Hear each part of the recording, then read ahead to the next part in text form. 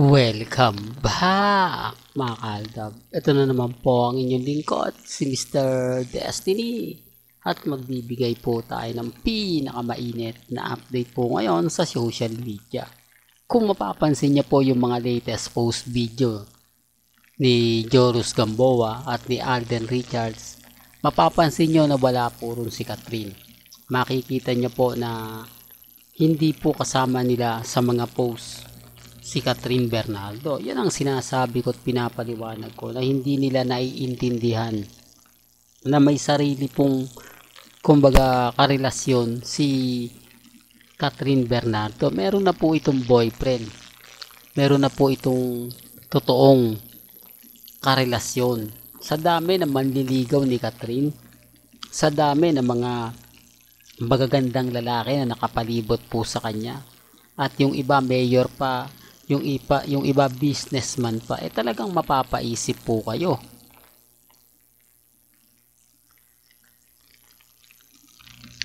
Lalo na po na ganyan ang edad ni Catherine Bernardo. Hindi ko naman sinasabing matanda na siya. Kumbaga, talagang naandyan yung balasik ng relasyon. Di po ba? Kaya nga po ako kampante lang. Matatag. Di po ba? Ngayon sa mga sinasabi ko, maraming cut din ang kumbaga galit na galit sa akin. Kasi nga po, unang-una may mga bali-balita po sa mga content creator, sa mga radyo na kinikilig daw o mas marami daw pong kinikilig ngayon sa bagong tambalan nila Alden Richards at ni Catherine Bernardo. Tapos yung Kapamilya Network naman, Umagang Kay Ganda, panay push nga po sa bagong pelikula nila Alden at ni Catherine. Doon pa lang may mali na, di po ba? Doon pa lang masasabi nyo na, oo nga Mr. Destiny, no? Halatang pinopromote nila ng gusto. Tapos sasabihin ng iba, tinatago lang daw po nila Alden at ni Catherine ang kanilang relasyon. Common sense na lang po, di po ba? Pwede naman po kasi na magpakita sila ng kilig sa mga fans, pero hindi po sila aamin. Gaya po ng pinapaliwanag ko na kapag may mga teleserye o pelikula ang mga artista ng ABS-CBN at GMA Network, kung nga rin magpapakita sila ng close, nagde-date ba kayo? Ganyan, di po ba, sa mga interview ni Nelson Canlas, MJ Marfori, Aubrey Carampel, at ni Lars Santiago? Wala. Sabi ko nga po sa inyo, may mga bagay-bagay po na mahirap nga po talagang ipaliwanag. Na po pwede mo namang gawin pero sa bandang huli, i-deny mo. Hindi po ba? Tapos pag tinanong, nanliligaw ka ba kay Catherine? Siyempre sasabihin niya na, hindi. Pero nandun yung point na, kumbaga mabait si Catherine. Yung tipong, alam niyo na mga kaldab, sabi ko nga po sa inyo, ginagawa po ito ng GMA Network at ng ABS-CBN. Pero dito hindi po natin nakitaan kay Alden at kay Catherine. Talagang wala.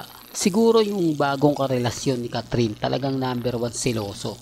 Siguro umiwas na rin si Catherine sa mga issue dahil alam niya na ikasasama nga po ng loob ng taong minamahal niya.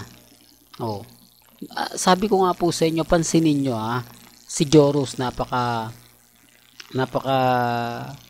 tahimik. Hindi po ba? Halos siya po talaga yung nag-a-adjust kina Catherine at kay Alden. Pero pansinin nyo sa birthday celebration,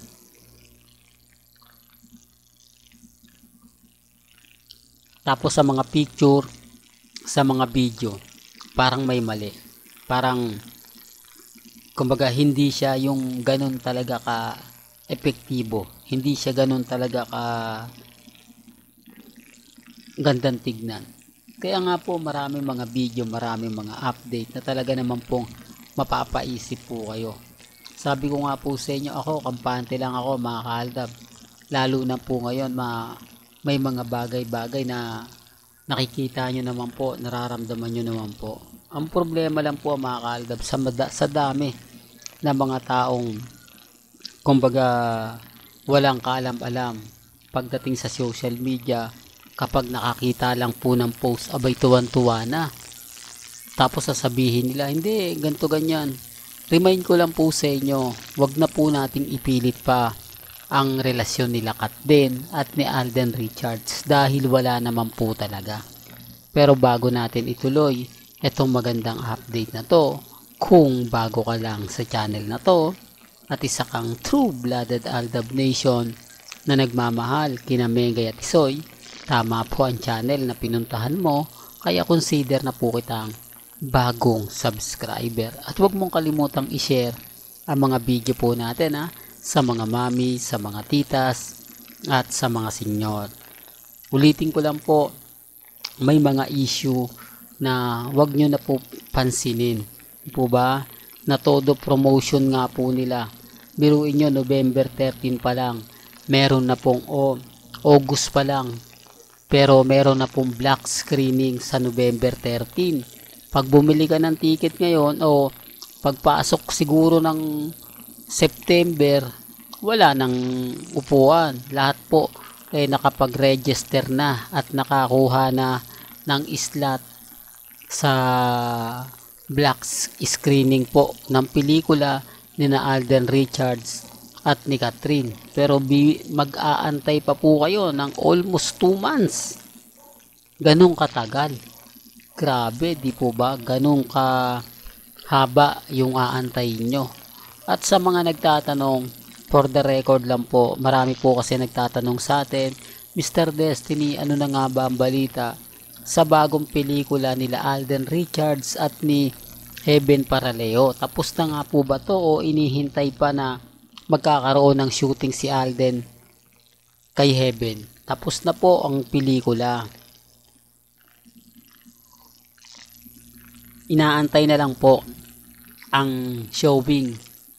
Pero bali-balita ako mga kaaldab, aantayin nga po si Alden Richards. Kung magtataka po kayo, hindi ito ipinopromote ng GMA Network. Labas po kasi ang GMA sa pelikula ni Heaven at ni Alden. Tanging si Alden lang po ito at ang producer ng Viva Films na si Boss Vic Del Rosario.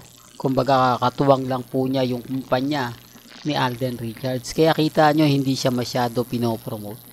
Hindi siya masyado binibigyang halaga. Hindi po katulad ng Hello Love Again na talagang nakatutok po sila. Kasi kung titignan nyo, November pa po ipalalabas. Pero itong Out of Order, sabi nga po nila October. Yan ay pinaka latest Ito daw pong October. Hindi ko lang alam mga kaaldab kung first week o second week ng October. Pero yan base po sa mga nakakalap nating impormasyon. Kung tatanungin nyo naman po kung bakit hindi tayo pumunta kay Heaven, wala rin po siyang update. Kumbaga sinasabi niya na antay na lang daw po yung press con ni Boss Vic kung kailan nga po ba talaga yung tamang araw na ipalalabas siya. Po ba kasi sabi ko nga po sa inyo, tatapusin po muna ang shooting bago po pumunta si Alden Richards o bago po mag-promote si Alden Richards para nga po sa pelikula nila na Heaven Paraleo. Walang gandito na lang po ang ating latest updates. Kaya kung gusto nyo pa po ng pinaka-latest at sariwang update, abay tumutok lang po kayo dito po sa channel ni Mr. Destiny para updated po kayo sa mga latest at sa mga bagong video po na ilalabas po natin maya-maya lang. Hanggang sa muli, salamat po sa panonood at pakikinig.